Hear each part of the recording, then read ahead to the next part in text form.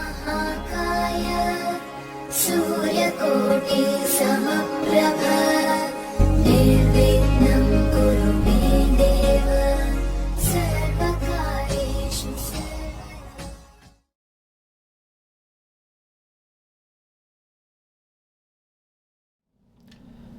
मेरे बहुत ही प्रिय और बेहद सम्मानित साथियों, हृदय की असीम गहराइयों से अभिनंदन, बहुत बहुत हार्दिक स्वागत।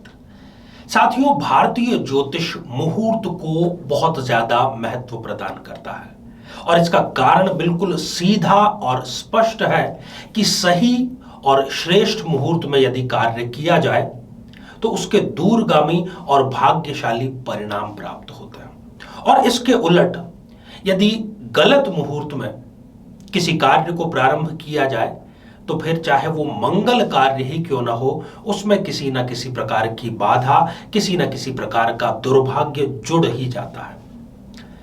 यदि आप भी अगले एक माह किसी भी प्रकार का मांगलिक कार्य यदि करना चाह रहे हैं तो उसमें एक बाधा उत्पन्न हो सकती है। कारण यह है कि 14 मार्च से लेकर के 12 अप्रैल 2021 तक खर मास या जिसको कि मल मास कहा जाता है उसका प्रभाव रहेगा। इस पर हम विस्तार से चर्चा करें इससे पहले एक बेहद जरूरी सूचना कि हम हमारे प्रत्येक एपिसोड के अंत में किसी न किसी जातक के प्रश्न का उत्तर देते हैं, और ये प्रश्न हमें प्राप्त होते हैं आप लोगों के ही द्वारा YouTube कमेंट के माध्यम से। जब भी आप अपना कमेंट लिखें उससे ठीक पहले #आचार्य चंद्रकांत इस शब्द का प्रयोग जरूर करें, और साथ ही बेहद आसान सा प्रश्न जो इसी एपिसोड के अंत में आपसे पूछा जाएगा, इसी एपिसोड से संबंधित होगा, उसका सही उत्तर भी साथ में लिख करके आपको भेजना है। साथियों, सबसे पहली और सबसे महत्वपूर्ण बात तो यह है कि कई लोगों को इस बात में कंफ्यूजन है कि वो मांगलिक कार्य और धार्मिक कार्य इन दोनों को एक ही समझ बैठे हैं, एक ही मान बैठे हैं, जबकि ये दोनों ही बिल्कुल अलग अलग हैं।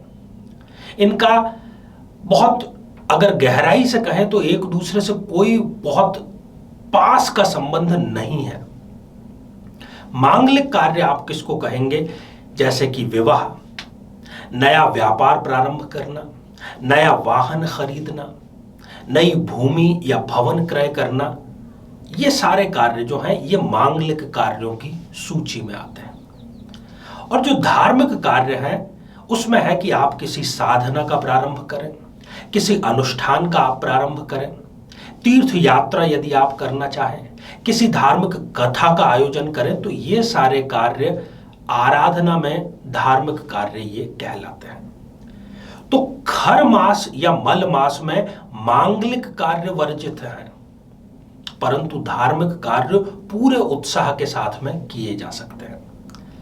अब चिंता का विषय यह है कि जानकारी के अभाव के कारण, क्योंकि कमेंट में भी हमें कई लोगों ने ये बात लिखी है कि खर मास या मल मास में यदि उनका किसी प्रकार का मांगलिक कार्य ड्यू है, मान लीजिए कि उनको कोई भूमि क्रय करनी थी और उसका उन्होंने पहले से ही एडवांस दे दिया था, अब जो उनको रजिस्ट्री करानी है या खरीद के जो बाकी पैसे हैं वो इस मल मास या खर मास में देने हैं, तो क्या करें?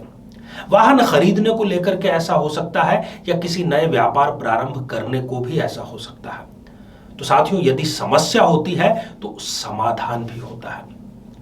यदि आपने 14 मार्च से लेकर के 12 अप्रैल के बीच में कोई प्लानिंग बना रखी है किसी मांगलिक कार्य की, तो एक रास्ता बीच का है, और वो ये है कि 23 और 24 मार्च इन दोनों ही दिन पुष्य नक्षत्र का प्रभाव रहेगा। पुष्य नक्षत्र बेहद शुभ, बेहद भाग्यशाली है। तो खर मास के दौरान यदि आपको कोई मांगलिक कार्य करना ही है तो आप 23 या 24 मार्च को वो कार्य कर लें। इससे खर मास या मल मास का कोई भी बुरा प्रभाव उस कार्य पर नहीं पड़ेगा, निश्चिंत रहिए आप।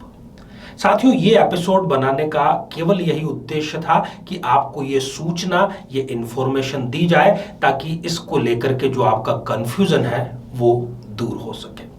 तो आप इसका लाभ न केवल स्वयं उठाइए बल्कि अपने मित्रों, अपने रिश्तेदारों, अपने परिजनों तक भी इस सूचना को जरूर पहुंचाइए। आइए साथियों, अब हम बढ़ते हैं आज के हमारे कमेंट के चरण की ओर। आज हमने कमेंट शामिल किया है शिल्पा शिंदे जी का, जो कि उन्होंने लिखा है जलगांव महाराष्ट्र से। शिल्पा जी, आपने पूछा है कि क्या द्वितीय विवाह आपका संपन्न हो पाएगा या नहीं।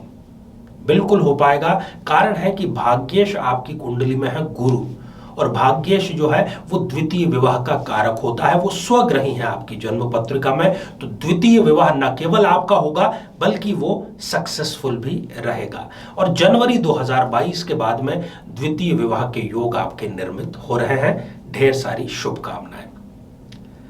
साथियों, अब आज का बेहद ही आसान सा प्रश्न, खर मास या मल मास जो है उसकी अवधि क्या है, मतलब किस दिन से शुरू होकर के किस दिन तक वो चलेगा। साथियों, आप सभी स्वस्थ, समृद्ध और शांतिपूर्वक जीवन व्यतीत करें। नमस्कार। जीवन में किसी समस्या का सामना कर रहे हैं, जैसे कि शादी में देरी होना, पति पत्नी में मनमुटाव या तलाक तक की नौबत आ जाना, संतान का प्राप्त न हो पाना, नौकरी या धन प्राप्ति में बाधा आना, जीवन के प्रत्येक क्षेत्र में किसी न किसी प्रकार की बाधा आना, तो आज ही अपनी जन्म पत्रिका का संपूर्ण विश्लेषण करवाएं और पाएं समस्या से सदैव के लिए मुक्ति।